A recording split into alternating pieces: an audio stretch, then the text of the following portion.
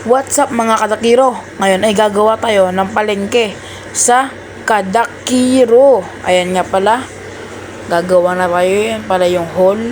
At kukuha lang tayo ng gamit para sa ating gagawing palengke. Medyo malag lang po dyan sa video na yan, pero mamaya hindi na po masyadong malag. Dahil dami po naglaro kanina. At tamang ano lang po tayo dyan. Kaya i-timelapse na natin yan. Begin!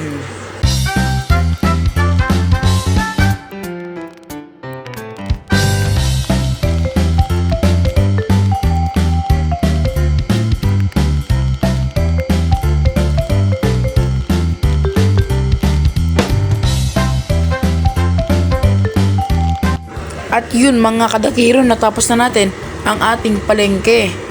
Ito nga pala ang tindahan ng mga isda. Ayan. Susunod, magnanakaw tayo dyan.